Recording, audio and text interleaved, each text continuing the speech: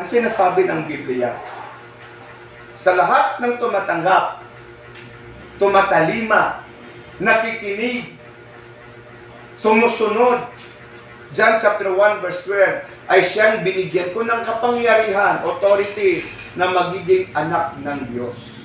At pag na magiging anak na tayo ng Diyos, alam na po natin ang yung characteristic of God and the characteristic of the devil.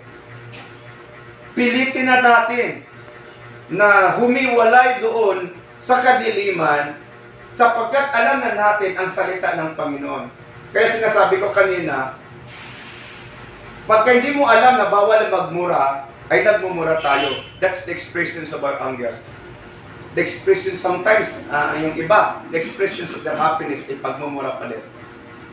Di ba? Happiness na nga, hindi na nga galit, pero nagmumura pa din.